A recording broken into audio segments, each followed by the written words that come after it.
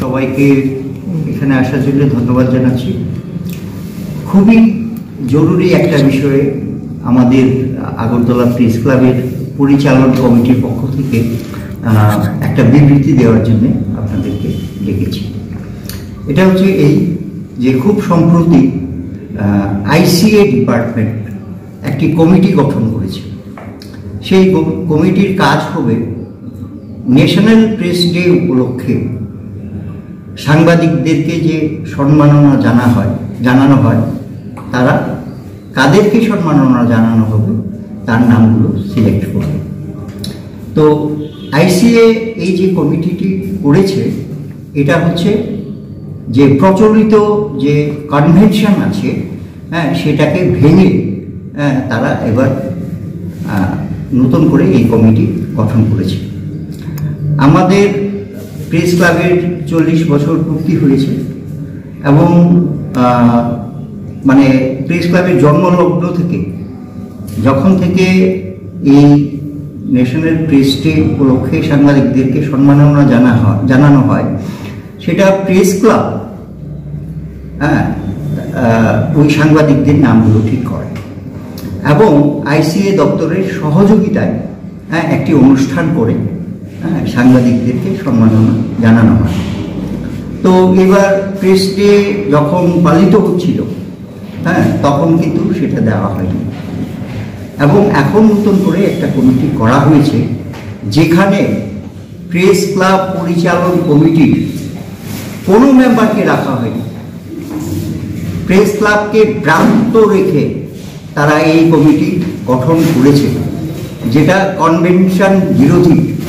আমরা এর তীব্র প্রতিবাদ করি এবং আমরা দাবি জানাচ্ছি যে অবিলম্বে সেই কমিটি যাতে বাতিল করা হয় এবং পূর্বে কনভেনশন অনুযায়ী যেভাবে সাংবাদিকদেরকে সম্মাননা জানানো হতো সেই প্রথা ফিরিয়ে আনা হয় এবং সেটা যদি না করা হয় তাহলে আমরা আন্দোলন করতে বাধ্য হব।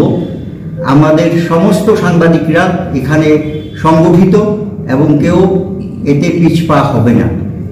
আমি আপনাদেরকে আরেকটা কথা বলতে চাই যে কয়েকজন শীর্ষ আমলা এবং একটা ভেস্টেড ইন্টারেস্ট গ্রুপ মিলে এসব করছে।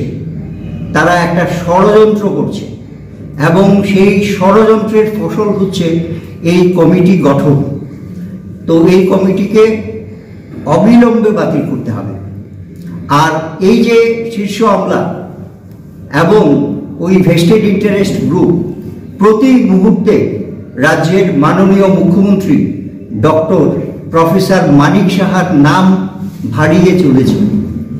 কিন্তু আমরা আমাদের প্রিয় এবং শ্রদ্ধেয় মুখ্যমন্ত্রীকে জানি, উনি সংবাদ মাধ্যমের স্বাধীনতায় বিশ্বাসী এবং সাংবাদিকদের জন্যে যাতে তাদের ওয়েলফেয়ার হয় এর জন্যে উনি ক্রমাগত চেষ্টা করে যাচ্ছেন। এবং আমরা যখন ওনার কাছে গেছি উনি আমাদের প্রেস ক্লাবে অতি সত্বর যাতে লিফট বসানো হয় আমাদের সেই দাবি শুধু মানেননি, উনি নিজে সক্রিয় হয়ে সেটা করার চেষ্টা করে চলেছেন। কাজেই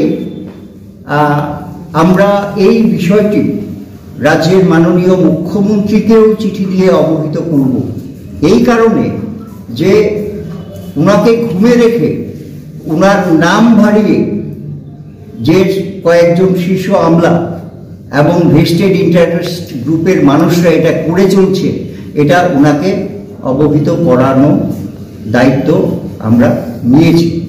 কাজেই আমাদের একটাই দাবি যে এই কমিটি অবিলম্বে বাতিল করতে হবে। কেন দ্বিচারিতা করছে আপনাদের সাথে কিছু কি বুঝতে পারছেন? আমি তো আগেই বলেছি যে এটা একটা ষড়যন্ত্র এবং দু একজন আমলা এবং কয়েকজন ভেস্টেড ইন্টারেস্ট গ্রুপ মিলে এটা করছে, অন্যায় করছে, কনভেনশন ভাঙছে। আমরা তার তীব্র প্রতিবাদ করি এবং এর জন্য আমাদের যতদূর যেতে হয় আমরা যাব। মুখ্যমন্ত্রী এই দপ্তরের মন্ত্রী, মুখ্যমন্ত্রীকে না জানিয়ে এই ধরনের কমিটি করা হচ্ছে? আমি তো আগেই বলেছি যে মুখ্যমন্ত্রীর নাম হারিয়ে ওরা এসব করছে, কিন্তু মুখ্যমন্ত্রী রাজ্যের সংবাদ মাধ্যমের স্বাধীনতায় বিশ্বাসী এবং সাংবাদিকদের উপকারে আসে সমস্ত কল্যাণকর কার্য করার উনি লিফট বসানোর জন্যও উনি উদ্যোগ নিয়েছেন।